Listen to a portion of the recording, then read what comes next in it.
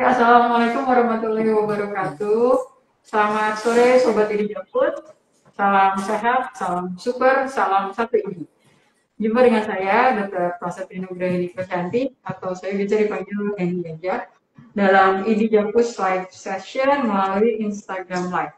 Nah, selamat datang kepada seluruh penonton yang saat ini sudah bergabung pada sesi ID Live kami. Selamat datang pada sesi pemaparan mengenai cara menjaga kesehatan dan kebugaran pasca bulan suci Ramadan yang sebentar lagi akan kita jalani. Nah, perkenalkan saya Heni selaku bagian bidang ilmiah dan riset ID Cabang Jakarta Pusat sebagai moderator sesi hari ini. Sesi hari ini akan dibawakan oleh Dr. Rahmat Wisnu Hidayat, spesialis kedokteran olahraga, subspesialis asuhan pasien dan komunitas konsultan. Dan Dr. Nani Utami Dewi, Magister Gizi, spesialis gizi klinik, selaku anggota ID Jakarta Pusat. Nah, ini kebetulan bersama kita ada bergabung juga Dr. Hasnim Fadli, spesialis neurologi, sarjana hukum, selaku Ketua ID Cabang Jakarta Pusat.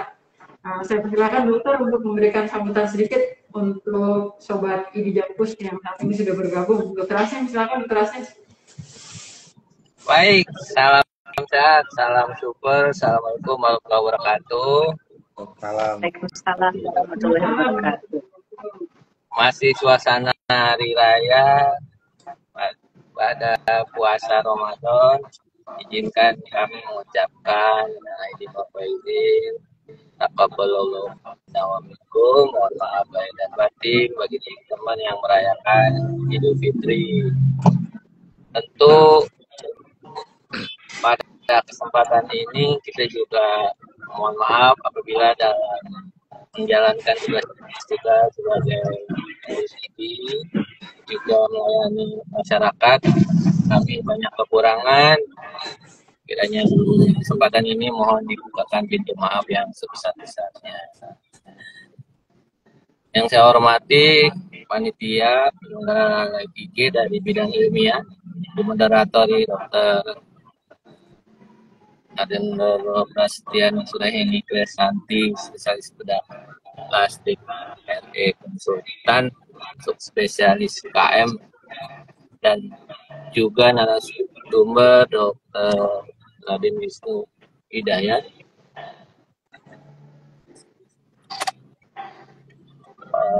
Yang juga merupakan rekan sahabat kami, spesialis dokteran olahraga. Ini umurnya beda, masih nggak ngira nih kalau beliau ini masih jelas ya. Style makanya. Dan juga sahabat kita Dr. Nani Utami Dewi, spesialis Magister Gizi Klinik ya, dan spesialis gizi klinik konsultan. Salam sehat dok. Tentu juga yang hadir semua di live IG ini. Alhamdulillah kita bisa ketemu di sini, Mbak.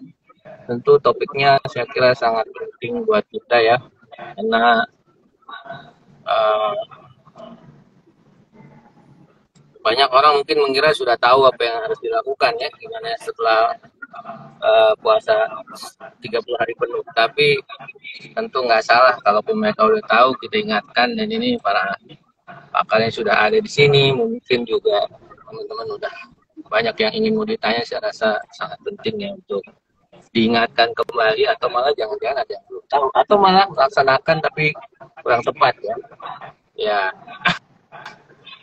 bulan Ramadan sudah berlalu, sekarang kita masuk hari raya ya.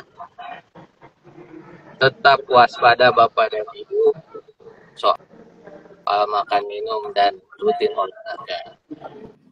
Nah, mungkin tanpa memperpanjang waktu, saya ucapkan terima kasih pada narasumber yang hadir dan teman-teman panitia, dan mudah-mudahan sukses selalu. Terima kasih atas kesempatannya buat saya diberikan waktu, dan semoga teman-teman bisa standby di sini tune sampai selesai. Assalamualaikum warahmatullahi wabarakatuh. Waalaikumsalam warahmatullahi Waalaikumsalam. wabarakatuh. Terima kasih Dr. Rasmi. Ya, mungkin selanjutnya kita akan mendengarkan pemaparan sedikit ya mungkin dari Dr. Nani dan Dr. Rahmat Wisnu. Jadi ini kan kemarin kita 30 hari kita berpuasa nih Dr. Nani, Dr. Wisnu. Terus mungkin berat badan kita udah turun, udah cakep gitu ya. Terus lebaran, libur minggu, terus gimana nih supaya nggak naik lagi. Terus sama Dr. Wisnu juga gimana nih waktu kemarin 30 hari kita puasa mungkin kan kita nggak rutin olahraga ya dok ya. Terus gimana nih tips-tipsnya supaya kita nanti bisa pick up latihan-latihan yang aman gitu mungkin ya dok. Nah mungkin dipersilakan dari dokter Nani dulu atau dokter Wisnu dulu untuk pemaparan sedikit mungkin dok. Gimana, Dokter Wisnu atau saya dulu dok? Dokter Nani dulu. Oke, boleh. Gini, memang yang jadi momen puasa itu ya, momen puasa itu kan kadang-kadang memang jadi suatu momentum tertentu pada orang-orang yang berusaha untuk nurunin berat badan, ya kan, nurunin berat badan. Jadi gimana caranya? Ada dua tipe. Ada yang bisa turun berat badan, terus turunnya tuh banyak banget. Ada juga yang nggak turun berat badan, padahal puasa. Padahal sebetulnya kalau kita lihat puasa Ramadan itu kan kita nggak makan dan minum terus hampir 14 jam ya, 14 jam. Kemudian waktu makannya juga berkurang. Otomatis kan kita harapkan yang masuk makanan itu bisa lebih sedikit, ya kan? Jadi bisa defisit kalori. Nah, sebenarnya kan ini juga bisa menjadi suatu treatment gitu kan, treatment pasien-pasien yang tidak biasa makan teratur jadi teratur, orang-orang yang biasa makan ngemilnya banyak dengan dibatasi waktu seharusnya bisa berkurang gitu kan dok ya. Nah tapi yang terjadi itu kalau misalnya kita bisa disiplin, bisa konsisten, oke, bisa turun berat badan balik atau banyak. Itu satu dan kedua. Yang ketiga malah naik berat badannya. Kenapa? Karena cemilan-cemilan yang kita konsumsi pada saat berbuka. Gitu ya dok. Nah, kemudian setelah kita lebaran, ada yang jadi lebih lebar. Jadi lebih lebar. Ada juga yang kemarin pada saat puasa turunnya banyak. 6 kilo, 7 kilo, kemudian jadi momen, aduh habis lebaran, kemudian kita makan, naiknya juga malah juga nggak kembali ke berat badan normal, malah lebih lagi gitu. Nah, ini gimana caranya supaya pasca lebaran, pasca puasa, dan pasca lebaran ini kita menjadi lebih fit, kita kembali ke pola makan, ya sudah. Kalau kita mau defisit gitu ya, mau lebih fit, pengaturan pola makannya tetap 3 kali bentuk makan biasa, bentuk makan utama kita ya, makan pagi, makan siang, makan malam. Kemudian kita perhatikan di komposisinya. Komposisinya seperti apa? Karbohidrat tetap ada. Kita nggak usah dipantang, nggak usah pakai karbohidrat, tapi nanti kita ngemil di jam-jam selingan. Ya udah penuhi saja karbohidratnya, terutama karbohidrat kompleks. Tidak harus nasi merah, karena tidak semua orang suka nasi merah, gitu kan. Tetapi yang harus ada adalah proteinnya itu harus optimal. Kita tidak bicara orang-orang yang memang tidak boleh makan dengan kondisi tertentu ya. Kita bicara dengan kondisi yang sehat, protein optimal karena protein itu memberi rasa kenyang lebih lama dan serat ini wajib. Serat itu kan datangnya 2, bisa dari sayur, buah atau dari karbohidrat dan dari karbohidrat. Nah, ini yang orang-orang yang teman-teman ini suka terlewat. Sayur nggak suka karena masih pagi nggak biasa makan sayur gitu ya, karena asumsinya sayur itu harus diolah, padahal timun, tomat, wortel kan bisa kita makan biasa. Kemudian makan siang tetap optimal karena sebetulnya makan siang itu adalah mengembalikan energi yang kita lakukan pada saat kita aktivitas di pagi sampai siang, itu harus optimal, komposisinya harus pas, ada karbohidratnya, protein optimal, sayur dan buah. Demikian juga malam. Nah, jam-jam selingan, yang namanya selingan kalorinya tuh harusnya kecil gitu ya. Paling tidak hanya 10% dari asupan di pagi dan siang. Ya, cemilan yang hanya 100 kalori itu ya yang paling bagus buah gitu. Atau cemilan lain atau selingan lain yang kalorinya nggak tinggi. Jadi menghindari itu yang namanya keripik gitu ya, keripik, kerupuk, gorengan itu harusnya udah dihindarin. Jadi untuk mengembalikan supaya lebih fit, kembali ke pola yang sebelumnya yang memang harus seimbang, seimbang jumlahnya, seimbang jamnya, seimbang komposisinya, gitu dok. Di awal kita pancing nanti dok pertanyaannya dok. Iya, iya, iya. Gitu. Iya, nanti mungkin kita bisa ini lagi dok, bahas lagi ya dok ya. Sekarang mungkin kita kasih kesempatan dulu ke dokter Wisnu dok, paparan sedikit dok. Ya, ya terima kasih Dokter Heni, Dokter Hasni, Dokter. Sebelumnya saya ucapkan Selamat Idul Fitri 1445 Hijriah bagi rekan-rekan merayakan. Jazakumullah kasih. Kemudian mohon maaf lahir batin untuk semuanya, untuk sobat-sobat ID Jakarta Pusat semuanya ya. Nah, jadi kalau sesuai dengan topik yang sangat menarik dan kalau menurut saya klise ya. Nah, jadi kalau kita bicara soal aktif kembali pasca Lebaran, ya itu kita harus bedakan apa namanya dua kelompok gitu ya. Jadi yang memang pada saat sebelum bulan puasa kemarin itu, apa namanya teman-teman khususnya dalam hal ini adalah yang mengalami itu memang sudah aktif berolahraga dalam konteks namanya program untuk penurunan berat badannya atau kelebihan gitu ya. Sama satu lagi kelompok yang memang setelah Lebaran ini baru mau mulai. Karena pada saat bulan puasa dan Lebaran itu berat badannya terjadi peningkatan berat badan gitu ya, naik 3 Lebih kilo, lebar, 2 kilo. Betul sekali, makin lebar ya. Nah, jadi bedakan antara dua hal itu. Nah, apa namanya tentunya bagi teman-teman yang mengalami obesitas khususnya dan sebelum Lebaran sudah mulai apa namanya sebelum bulan puasa ya sudah mulai apa namanya berolahraga dalam konteks untuk program penurunan berat badannya, maka pada saat bulan puasa kemarin ini mungkin mengurangi aktivitas olahraganya gitu ya, karena mungkin ada keluhan aduh lemes gitu ya, aduh waktunya kalau olahraga pagi nggak bisa, pagi kan udah puasa gitu ya, ya udah olahraganya sore malam tapi kalau sempat gitu ya karena harus ibadah taraweh dan sebagainya gitu ya. Jadi mungkin apa namanya terjadi penurunan volume olahraga yang dilakukan gitu ya. Nah ini sekarang kembali setelah Lebaran mungkin teman-teman yang mengalami obesitas itu udah sempat berkurang ya berat badannya gitu ya, tapi pas pada saat Lebaran karena banyak apa namanya perayaan-perayaan gitu ya, berkunjung ke rumah keluarga, ke rumah teman dekat gitu ya, kemudian disuguhi makanan itu kayaknya kalau nggak dicicipi itu kayaknya berdosa gitu ya. Nanti tidak menghormati tuan rumah. Nah ini jadi setelah Lebaran kembali mulai beraktif. Nah kalau teman-teman yang sebelumnya sudah aktif itu biasanya kan punya pola gitu ya.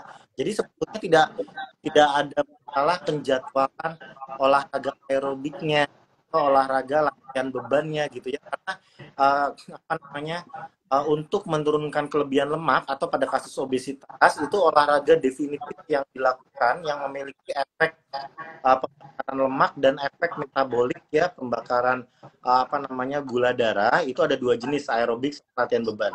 Nah ini kalau sebelumnya sudah aktif ini tidak ada masalah gitu ya soal jadwalan ya, karena setelah Lebaran itu apa namanya jadwal-jadwal semua kembali seperti sedia kala. Nah yang jadi masalah itu adalah yang dulunya jarang olahraga terus sekarang baru sadar gitu ya. Nah bagaimana memulainya, olahraga aerobiknya harus seperti apa, latihan bebannya seperti apa, itu jangan langsung digeber gitu ya. Hari Sabtu atau hari Minggu langsung melakukan latihan jogging 60 menit non-stop gitu. Jadi apa namanya itu akan terlalu berat. Jadi apa namanya kuncinya itu adalah semua harus dilakukan bertahap ya, karena olahraga menurunkan berat badan dalam konteks menurun apa obesitas itu nggak instan ya. Saya rasa diet juga nggak instan ya Ani ya. Iya betul Dr. Wisnu. Jadi olahraganya itu harus bertahap, karena kalau kita terburu-buru langsung melakukan volume olahraga yang tinggi, kemudian intensitasnya juga langsung cenderung berat, itu akan meningkatkan cedera dok ini gitu ya. Jadi pelan-pelan ya kata kuncinya itu. Tapi yang jelas dua olahraga utama yang kita gunakan untuk melawan kelebihan lemak gitu ya, kelebihan bobot karena lemak itu ada dua jenis ya. Latihan aerobik itu latihannya olahraga aktivitasnya itu bahkan boleh dilakukan hampir setiap hari, tapi targetnya itu kalau bisa jangan kurang dari 5 kali seminggu gitu ya. Kemudian latihan bebannya ya, targetnya seminggu 3 kali, bisa dimulai seminggu sekali aja dulu bagi yang jarang melakukan. Jadi jangan langsung nge-gymnya 3 kali seminggu, nanti terlalu berat, terlalu capek, pemulihannya kurang, akhirnya resiko cederanya meningkat. Mulai aja 1 kali seminggu dulu gitu ya. Oke. Demikian Dokter Heni. Ya, terima kasih Dokter Wisnu. Iya nih Dokter Nani, Dokter Wisnu nih. Ini kan kalau misalnya kemarin kita selama 30 hari berpuasa, itu kan tadi pola makannya udah terbentuk ya Dokter Nani. Iya, Terus sekarang pola makan sekarang, kalau pola makan biasa tuh kan kita 3 kali makan ya Dok ya. Kalau puasa kan biasanya cuma 2 kali ya. Nah, itu gimana tuh Dok biar kita nggak berlebihan, nanti pagi makannya nasi goreng, siang makannya nasi uduk, malam makannya apa lagi gitu. Semuanya makanan berat gitu. Nah, tipsnya kira-kira apa sih Dok sehari-hari yang mungkin teman-teman sobat Ibu Japus ini bisa temukan gitu ya, jajanan kali atau apa gitu yang kira-kira bisa mengenyangkan tapi juga tidak menambah berat badan yang udah susah-susah turun selama bulan puasa kemarin tuh Dok. Jadi sebetulnya itu tadi pada saat kemarin puasa itu kan sebetulnya bisa jadi salah satu trik mirip seperti intermittent ya, intermittent fasting itu kan dalam waktu jumlah tertentu itu sebetulnya bisa, itu intermittent fasting yang sehat kalau menurut saya. Kenapa? Karena didahului dengan makan dulu, gitu ya, makan, sahurnya itu kalau saya menganjurkan ke teman-teman itu sahurnya itu harus komplit. Kenapa? Supaya pada saat kita puasa itu turun berat badannya tidak banyak, nggak yang drastis banget. Kemudian pada saat kita kembali ke pola makan setelah Lebaran itu melonjaknya tinggi, tapi malah kaget sendiri. Aduh, kemarin saya udah turun 6 kilo, sekarang kenapa balik jadi 7 kilo gitu kan? Rata-rata begitu. Nah, itu juga pada saat pola makan sehari-hari yang sudah tidak berpuasa lagi, gimana caranya kita bisa makan kenyang tetapi kalorinya itu tidak berlebihan gitu ya Dok. Artinya kualitas komposisi makan yang harus kita penuhi itu harus terpenuhi semua, tercukupi semua. Misalnya saya sarapan pagi, yang membuat kenyang yang harus optimal itu kan di protein, itu harus optimal. Paling tidak kalau anggaplah berat badan kita itu ada di 55 kilo, paling tidak kita harus memenuhi satu hari itu 55 gram minimal gitu ya, karena kita kan beraktivitas. Nah, bentukannya seperti apa? Misalnya pada saat sarapan pagi itu telur itu ada dua atau misalnya ayam itu masih kita bolehkan ya, ayam kita boleh. Jadi protein hewani, protein itu kan ada 2 sumber, protein hewani dan nabati. Protein hewaninya kita bisa dari misalnya ayam file 3/4-nya, karena satu file ayam itu kan sekitar 100 gram. Jadi paling tidak 80 gram. Atau kalau potongan ayam itu kita anggaplah potongan 10 ya, ayam satu kita potong 10 itu 2 potong. Itu mengenyangkan, tapi tidak berlebihan. Ditambah dengan serat. Nah, biasanya yang dipraktekkan itu adalah sayur itu tidak kita konsumsi, tetapi kita mengonsumsi banyak karbohidrat. Ya, kita kenyangnya tuh, kenyang banget, tapi 2 jam kemudian itu akan terasa lapar lagi. Kenapa? Karena seratnya kurang. Karena kalau kita hanya mencukupi dari karbohidrat yang berlebihan, dalam waktu 2 jam kadar gula itu akan turun. Kadar gulanya turun itu akan lagi tuh terpicu rasa lapar. Nah, bagaimana caranya supaya kadar gula tidak menurunnya dari melonjak tinggi kemudian turun drastis adalah seratnya harus kita cukupi. Protein itu memberikan rasa kenyang yang utama. Kemudian serat itu yang mempertahankan agar kadar gula darah kita turun terus lebih lama dari 2 jam. Nah, setelah lebih dari 2 jam itu mulai tuh ada rasa lapar, nggak apa-apa, wajar gitu kan. Kita mulai tuh cemilan-cemilan yang ringan.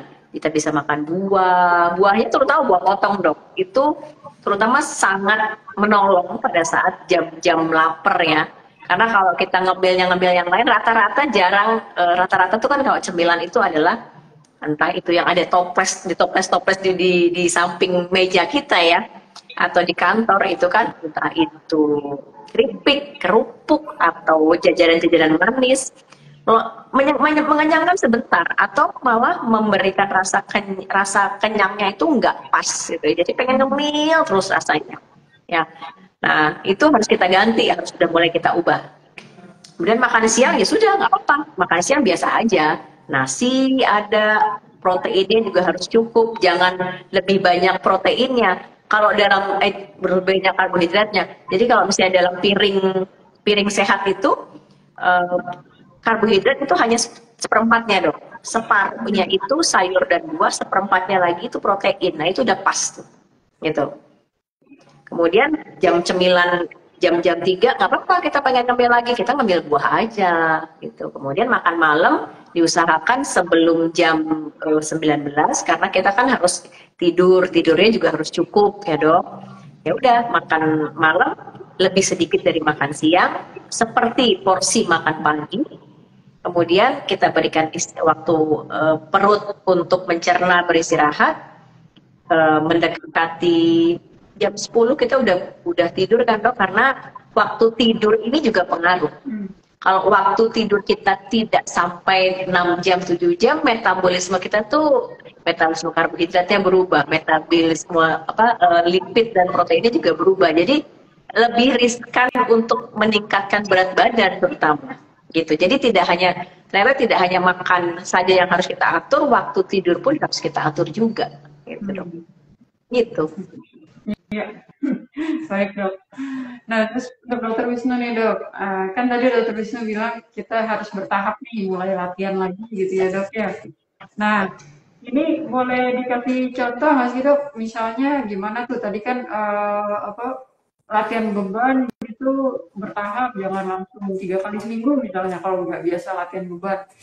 Nah itu kan kalau di gym gitu ya mungkin kita bisa tahu ya nih berapa kilo apa gimana. Tapi kalau sehari-hari di rumah aja, ada nggak sih dok latihan beban yang bisa dikerjakan gitu dan bertahapnya seperti apa sih dok? Oke, ya jadi gini dokter, sebelum kita mulai latihan beban, jadi saya mau kasih contoh nih, maksudnya bertahap itu seperti apa gitu ya. Apa namanya, kita mulai dulu misalnya ke latihan aerobiknya gitu ya. Nah, latihan aerobik itu kan ada jenisnya, ya, ada frekuensinya, ada durasinya, ya, ada intensitas. Nah, jadi kalau kita bicara pada kasus-kasus obesitas, itu apa namanya, rekomendasi dari WHO yang terakhir 2020 itu atau dari panduan-panduan guidelines dari negara-negara lain ya, contohnya dari Kanada atau dari Amerika ya, itu mengatakan pembakaran lemak sebetulnya target olahraganya untuk yang itu mencapai antara 200 sampai 250 menit per minggu. Jadi besar sekali memang, karena tujuannya adalah untuk meningkatkan energi expenditure-nya.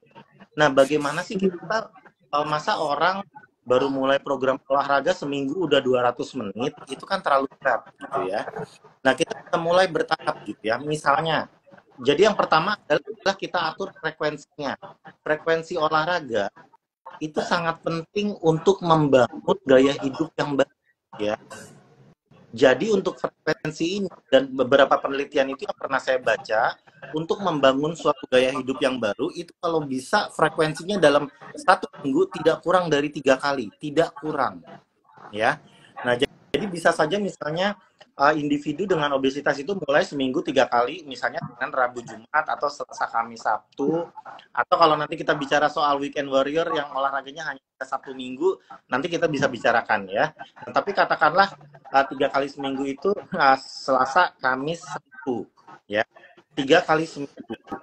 Nah kita bisa mulai misalnya 3 kali seminggu itu olahraga aerobiknya berupa jalan cepat ya, brisk walk, itu ada jenis yang paling aman ya, 20 menit setinya. Jadi 20 kali 3 adalah 60 menit. masih jauh ya dalam seminggu dari 200 ya, sedih dong gitu. Jadi, nah tapi bertahap.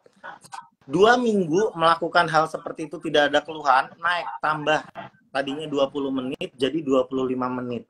Ya, tiap 2 minggu ditambah ya, sampai akhirnya satu sesi itu bisa melakukan apa namanya sekitar sampai 60 menit kali 3 belum mencapai 200, tambah lagi frekuensinya jadi 4 kali seminggu ya, sampai 4 kali seminggu bisa mencapai sekali olahraga brisk walk-nya itu 60 menit.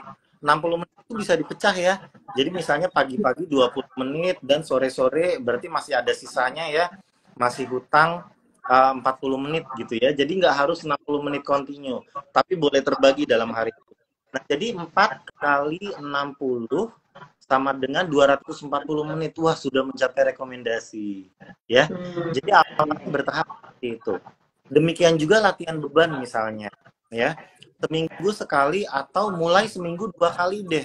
Rabu, Sabtu. Atau Rabu, Minggu. Ya. Nah, gerakan-gerakannya nggak usah yang susah-susah dulu. Ya, jadi misalnya push up, ya push up dinding. Kita bicara soal individu dengan obesitas ya. Jadi gerakan-gerakannya itu kita pilihkan yang mudah dan mampu laksana serta aman. Jadi misalnya push up dengan menggunakan kabel atau dengan bangku gitu ya, itu masih lebih ringan daripada konvensional. Yang kemudian squatnya juga boleh dibantu duduk berdiri. Jadi belum squat yang konvensional ya. Berapa banyak dilakukan? 2 set. 1 set berarti 10 sampai 15. Tangan kosong aja dulu. Istilahnya namanya latihan kalistenik. Jadi latihan beban dengan beban tubuh sendiri gitu ya. Belum pakai dumbbell, belum pakai plate. Bahkan kalau di gym itu ya memang sering sekali oleh pelatihnya ya, personal trainernya itu sudah mulai dikenalkan dengan alat-alat latihan ya, tapi pilih yang bebannya ringan dulu karena targetnya dalam waktu 1 bulan pertama itu belajar gerakannya, belajar teknik gerakannya, bukan Formel ya dok ya. berat bebannya harus diangkat, bukan. 1 bulan pertama itu belajar teknik gerakan, karena yang latihan beban itu kalau gerakannya salah risiko cederanya tinggi ya. Kalau misalnya latihan aerobik jalan cepat, semua orang udah biasa jalan, tinggal tambah aja kecepatan ya. Yang punya sepeda nggak usah diajarin lagi caranya goes sepeda, udah tahu gitu ya, tinggal bagaimana intensitas bersepedanya, gearnya itu ditambah, yang tadinya gearnya nomor 0 jadi gearnya nomor 2 atau nomor 3, jadi agak lebih berat sedikit kayunya ya. Secara teknik tidak ada masalah, tapi khusus untuk latihan beban kita seminggu 2 kali ya, di gym ya, atau bisa di rumah, kan ada video YouTube tuh banyak ya, video YouTube latihan kalistenik tuh banyak ya. Nah, lakukan 2 kali seminggu dulu dan belajar gerakannya dulu ya. Jadi tidak usah pusing dulu di bulan pertama dengan repetisinya, beban yang harus diangkat berapa, jangan pusing dulu. Jadi target 1 bulan itu. Baru kemudian setelah 1 bulan, kalau sudah lebih mahir teknik gerakannya, baru kita baca penambahan bebannya ya. Yang tadinya push up cuma 2 set, 1 setnya 10 sampai 15 repetisi itu ringan, tambahin 15 sampai 20 repetisi sampai otot-ototnya terasa pegel, tapi bukannya pegal, itu adalah stimulus cukup ya untuk membangun kekuatan otot, supaya kekuatan yang namanya otot yang lebih kuat. Dan nanti target jangka panjangnya itu mungkin ada penambahan massa otot ya, terutama pada laki-laki, itu akan membakar lemak lebih banyak ya. Jadi tujuan utamanya latihan beban pada kasus-kasus obesitas itu adalah after exercise itu fat burningnya tinggi ya, karena massa ototnya itu yang tonusnya lebih tinggi, ototnya lebih kencang, lebih sekel, itu lebih banyak membakar asam lemak dibandingkan ototnya yang lembek ya. Massa otot yang juga lebih besar ya, itu juga akan membakar asam lemak ya sebagai sumber energi, itu yang lebih tinggi daripada yang ototnya kurang ya. Nah, kalau pada perempuan dan laki-laki, dalam hal ini kita secara khusus bicarakan latihan beban, itu tujuannya agak berbeda. Kalau laki-laki, itu kita selalu arahkan dan selalu anjurkan, terjadi peningkatan massa otot. Jadi komposisi tubuhnya itu berubah. Yang tadinya persentase lemaknya tinggi, kita rubah jadi persentase otot yang lebih banyak. Ya, jadi merubah komposisi tubuh. Nah, kalau pada perempuan, kejadian peningkatan massa otot itu susah karena ada satu faktor determinannya hormon testosteronnya gitu ya. Nah, pada perempuan tujuan utamanya itu adalah meningkatkan kekuatan otot, tonus otot ya. Jadi ototnya itu kalau dipegang itu lebih sekel, lebih kencang ya. Jadi pada perempuan itu jangan bayangkan latihan beban itu untuk meningkatkan massa otot. Oh enggak, kecuali Anda disuntik testosteron, doping jadinya ya. Dan itu bahaya ya, berbahaya sekali gitu ya.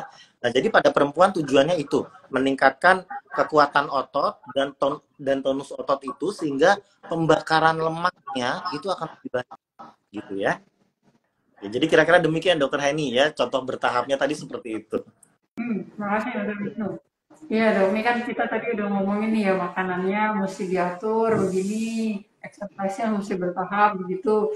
Nah, sekarang gimana nih Dokter Nani sama Dokter Wisnu nih untuk sobat Idi Jakus nih kalau misalnya mereka sudah menjalani makan yang sehat, kemudian exercise yang bertahap, monitoringnya atau gimana sih mereka tahu, oh saya udah mulai bahaya nih, saya mungkin udah mulai kurang gizi nih gitu, atau oh saya exercise-nya terlalu berat nih gitu.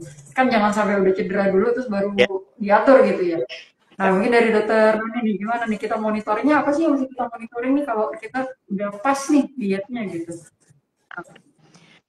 Jadi kan memang kombinasi yang pas itu adalah pengaturan pola makan sama exercise juga jam tidur dan stres gitu ya dok ya, di luar faktor-faktor yang tadi. Nah kalau kita monitoringnya adalah sebetulnya kita itu tadi seperti yang dokter Wisnu sampaikan, kita itu harus komposisi tubuh itu juga harus mulai diperhatikan karena sementara orang awam itu kan hanya memperhatikan aduh timbangan aja nih, angka timbangan gitu kan. Padahal kalau nanti kita sudah mengatur pola makan kemudian mengatur olahraga, mungkin berat badan itu tetap sama gitu, tetapi kita akan terasa lebih lean gitu kan. Nah itu sebetulnya memang kedepannya kita harus memperhatikan bagaimana komposisi tubuh itu adalah tadi massa otot, massa lemak, kekuatan otot juga harus diperhatikan. Nah untuk monitoring sebetulnya gini, penurunan kalau dari dokter Wisnu peningkatan berat badan, peningkatan aktivitas itu tidak bisa langsung cepat, demikian juga dengan penurunan berat badan. Sebetulnya yang terbaik itu adalah paling tidak 0,5 sampai 1 kilo per minggunya. Karena kita bicara tidak hanya turun berat badan secara cepat, tapi harus kita continue, kita konsisten. Jadi mungkin penurunan berat badan itu pelan-pelan, tetapi kita bisa mempertahankan lifestyle. Berat badan yang tadi penurunan berat badan 0,5 sampai 1 kilo per minggu, atau paling tidak kita turunkan secara bertahap 5 sampai 10% dalam waktu 3 sampai 6 bulan seperti itu. Dan peningkatannya kalau kita sudah mencapai penurunan berat badan, jangan sampai meningkat lagi paling tidak 10% dari dalam 1 tahun. Itu yang kita bilang termonitor baik. Gitu. Nah, justru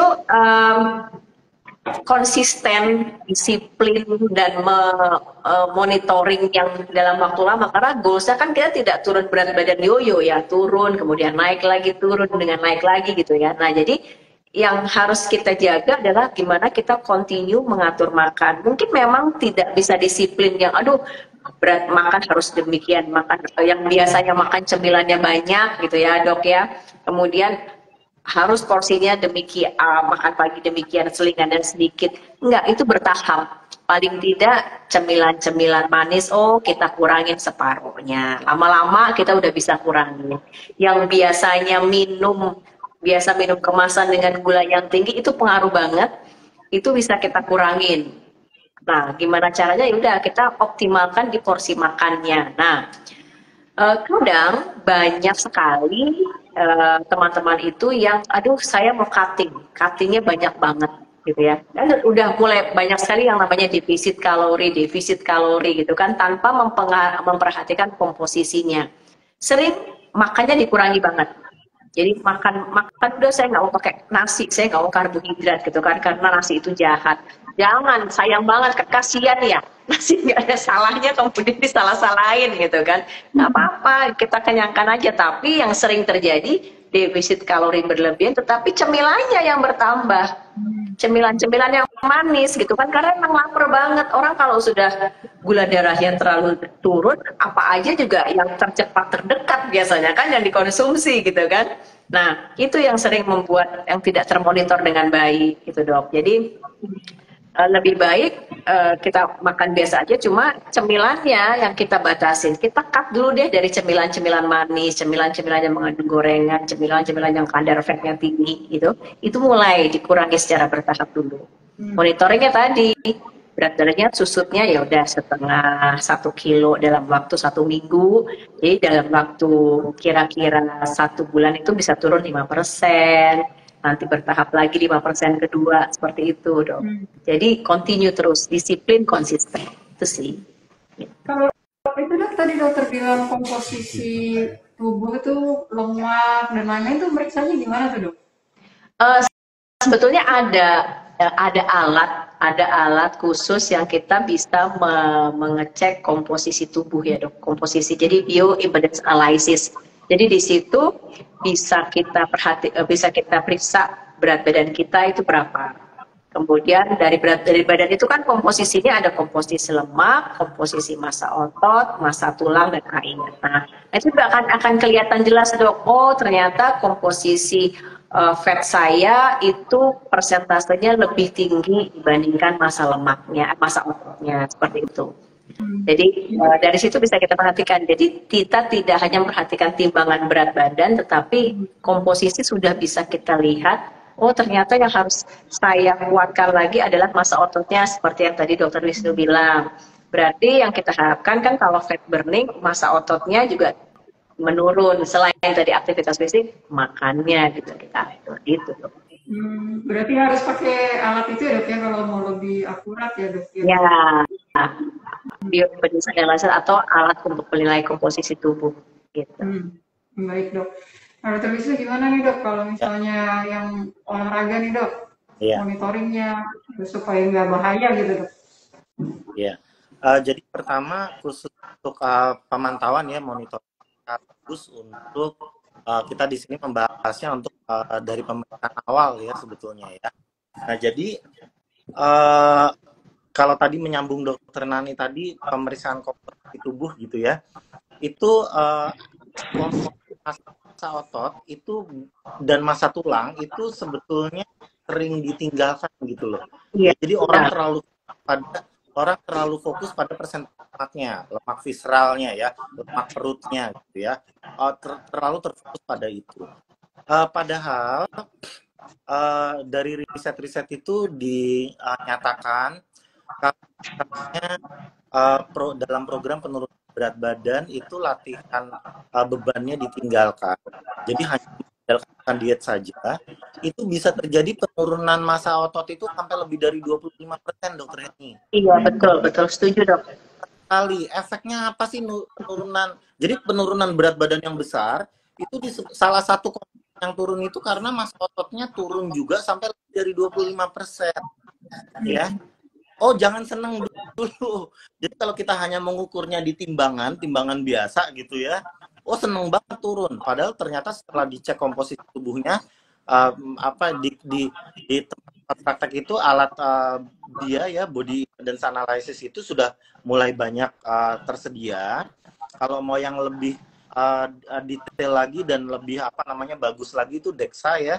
Tapi DEXA itu karena alatnya besar jadi biasanya adanya di rumah sakit gitu ya. Nah, jadi pemeriksaan itu, pemantauan itu kita bisa lihat, oh ini ternyata kok komponen ototnya turunnya 30% ya. Ini nggak bener.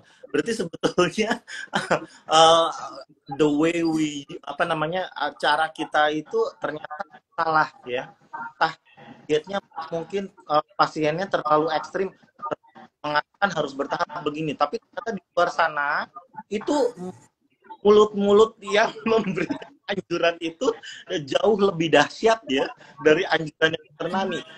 Sebetulnya kesimpulannya itu lebih besar daripada anjuran dokter gizi. Dan akibatnya penurunan massa ototnya sangat besar ya. Iya betul. Belum lagi latihan bebannya masih on off gitu katakan ya. Nah, efeknya apa? Kekuatan otot kurang, lemah ya, naik tangga satu lantai tadinya lemes, capek, lemas, gampang kram dan sebagainya ya. cedera ya dok ya jadinya. Dan kalau kekuatan otot itu berkurang akibat dari massa otot yang juga karena berkurang, itu resiko cederanya lebih tinggi gitu ya. Makanya itu perlu dilakukan. Dan untuk mengetahui massa otot kita itu bagaimana gitu ya, kita sebetulnya bisa mengetahui dokter Henny. Jadi kalau misalnya untuk laki-laki gitu ya, lebih gampang dilihat daripada perempuan. Jadi ukuran lingkar lengannya tambah besar ya, ukuran lingkar pahanya, lingkar betisnya juga besar. Itu adalah salah satu sign di mana massa ototnya itu tidak berkurang banyak ya, tidak berkurang atau bahkan meningkat. Bahkan kalau kita di awal program itu mengukur lingkar lengan atas kita sekian, kemudian lingkar pahanya itu sekian, ya kalau bisa tidak penurunan drastis ya. Kemudian kalau biasanya kalau di pusat-pusat kebugaran atau di aplikasi-aplikasi itu ya, sekarang sudah banyak misalnya sit up ya, tes sit up menit gitu ya.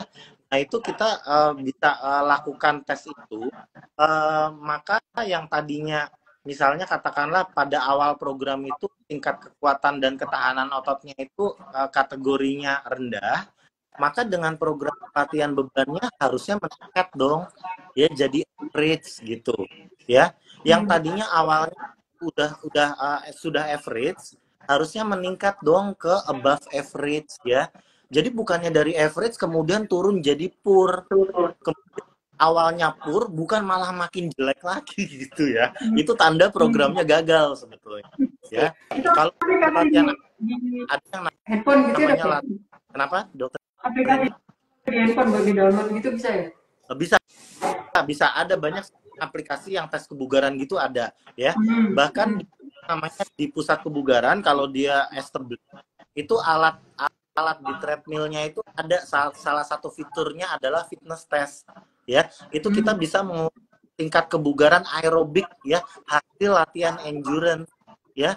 Harusnya dalam kurun waktu 3 bulan itu harusnya hasil tesnya naik dong, bukan malah turun gitu ya. Nah jadi itu pemantauan yang kita bisa lakukan. Kemudian kedua, kalau nggak ada alat dia, kita bisa tahu persentase lemak yang turun itu apa sih? Ukur lingkar perut atau lingkar pinggang ya.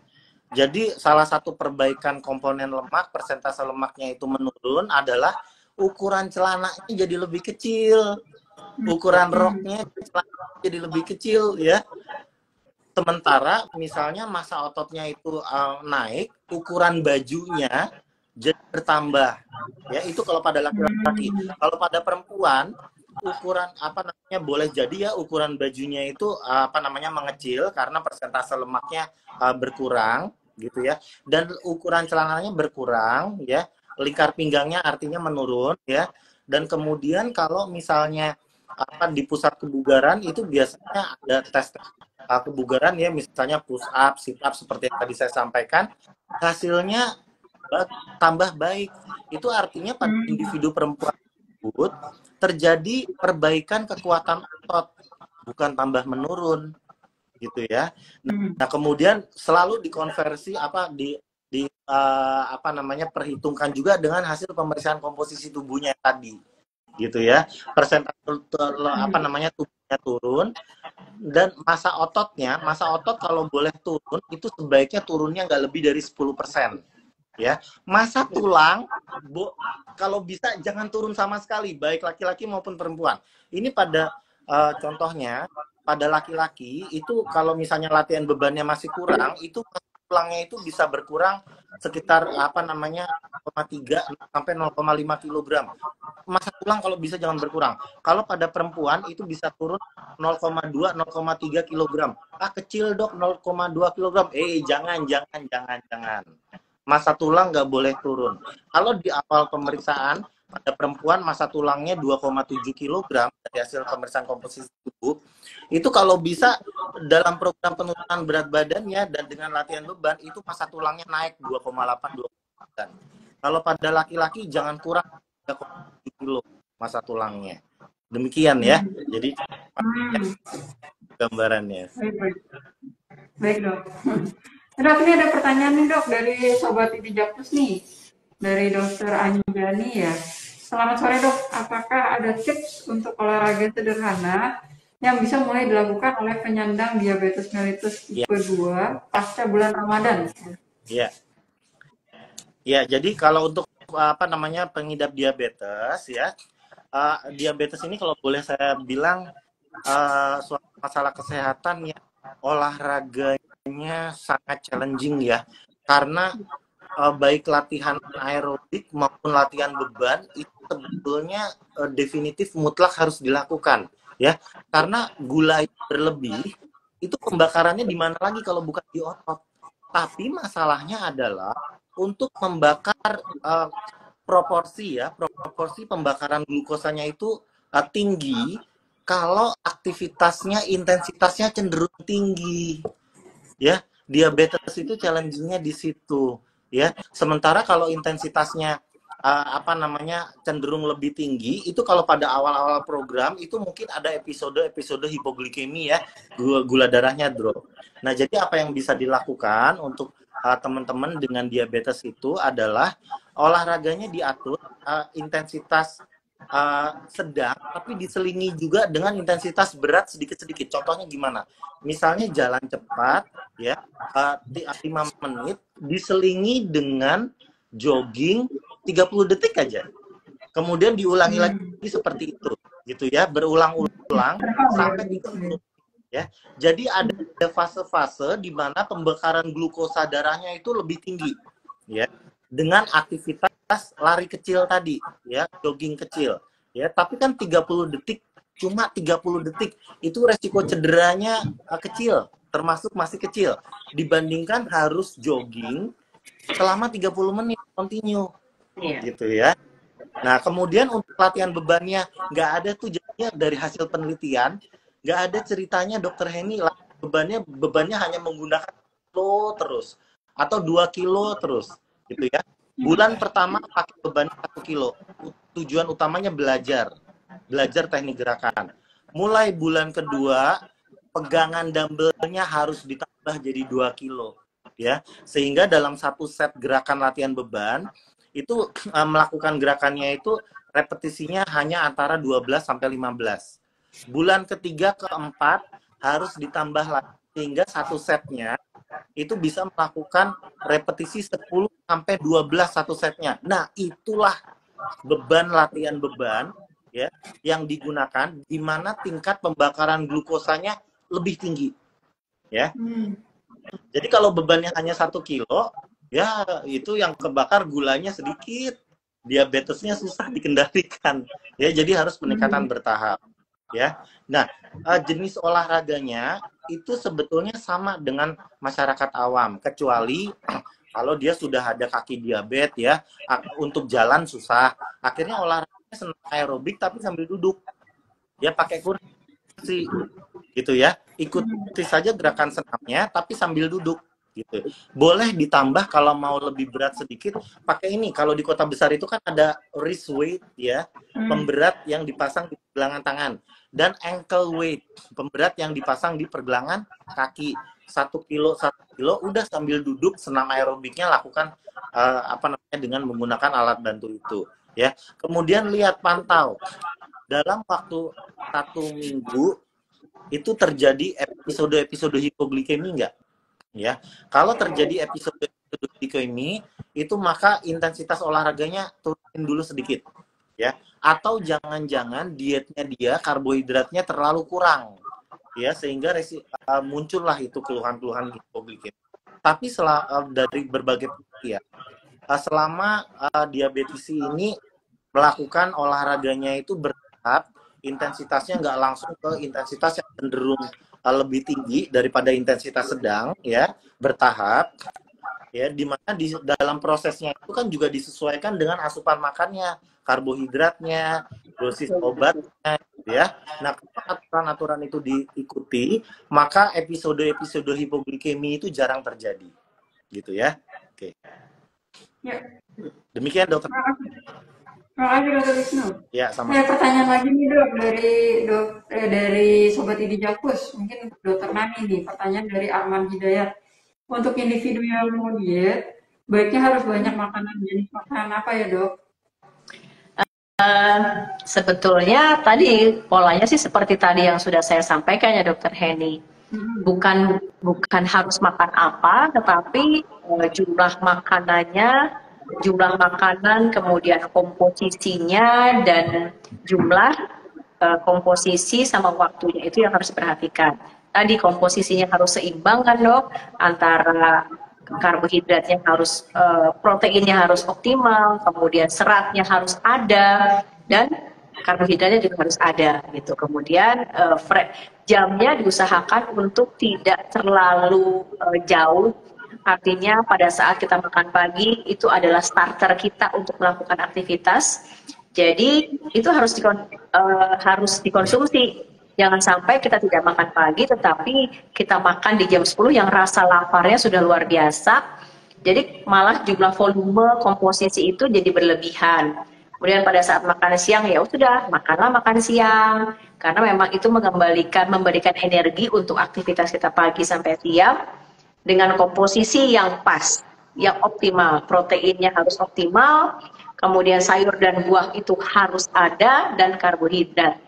Demikian juga dengan makan malam gitu dok. Jadi tidak hanya makan satu jenis makanan tertentu, tetapi satu hari itu baik dari jam ya harus diperhatikan jumlah komposisinya, kemudian jenis makanannya itu yang harus kita makan gitu. Jadi menghindari makanan-makanan selingan yang berlebihan pada saat jam-jam selingan yang harusnya kita konsumsinya itu jumlahnya kecil, tapi kita gantikan menjadi bentuk makanan besar karena rasa lapar kita yang luar biasa, yang harus kita tutupi karena tidak pasnya, tidak sesuainya komposisi makan di jam-jam makan utama gitu.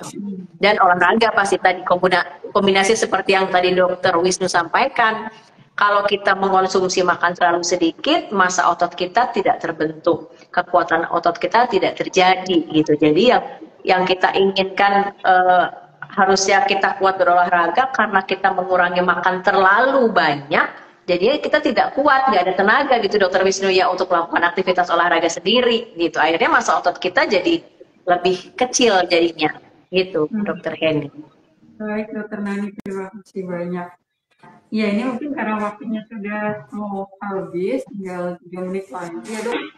Saya simpulkan sedikit ya dok ya. Jadi kebiasaan yang sudah baik ya waktu bulan Ramadan itu makannya sudah baik, teratur, itu harus dipertahankan, harus konsisten ya dok ya. Jangan sampai makannya berlebihan lagi, terus juga nggak boleh skip meal juga gitu ya dok ya.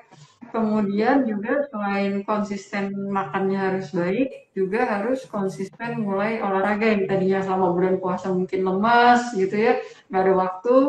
Nah harus mulai juga nih, mulai bertahap, mulai olahraga supaya seimbang tadi dok ya, antara kita mau menurunkan berat badan tapi jangan sampai massa otot kita juga turun gitu. Jadi makan sudah diatur yang benar, tapi olahraga juga harus seimbang, yang aerobik dan juga yang weight training tadi ya Dokter Wisnu ya gitu. Mungkin ada yang mau ditambahin nggak? Apa dok tadi dok? Latihan kekuatan dan ketahanan otot. Ya.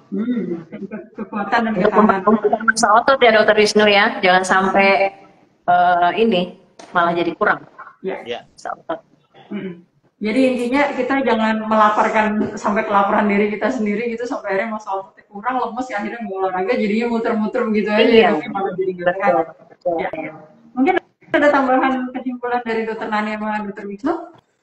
Cukup sih dok. Dokter Wisnu? Kalau saya mau ngasih satu kata nih, karena saya dalam 2 hari ini dan besok itu sedang diundang oleh Ikatan Dokter Anak Indonesia untuk membicarakan obesitas pada anak remaja ya. Ini kan satu kata, literasi aktivitas. sama juga dengan literasi diet. Ya, kata-kata literasi itu memiliki makna yang dalam. Jadi bagaimana kita itu memiliki pengetahuan, kemudian memiliki sikap, ya, dan kemudian memiliki kemampuan dan motivasi untuk melakukannya, ya, sehingga menguntungkan untuk kesehatan kita, ya. Itu adalah tingkatan perubahan perilaku yang tertinggi, ya. Jadi kalau kita bicara soal khususnya saya literasi aktivitas fisik atau literasi fisik, jadi kita di sini sekaligus ingin membangun, memperbaiki gitu ya pemahaman masyarakat apa namanya bahwa aktivitas fisik itu penting, kemudian sehingga masyarakat itu apa namanya memiliki motivasi dan kemudian apa namanya mampu melakukan, ya, karena itu sangat menguntungkan untuk kesehatannya, ya. Saya rasa juga dalam diet juga demikian gitu ya. Bagaimana kita memiliki pengetahuan, kemudian kita menentukan sikap, dan kemudian pada akhirnya kita melakukan action untuk memilih makanan, jenis makanan, ya, dan mengendalikan porsi sehingga menguntungkan untuk kesehatan kita, ya. Itu tantangan yang terbesar gitu ya, tapi harus dicapai, ya, harus diusahakan, nggak bisa leha-leha aja. Mau sehat kan? Iya. Actionnya harus ada ya Dr. Wisnu ya, actionnya harus ada. Sampai itu baru dikatakan seseorang literasinya baik, baik literasi diet atau literasi fisik. Baik. Demikian Dr. Wisnu, Dr. Nani. Jadi literasi yang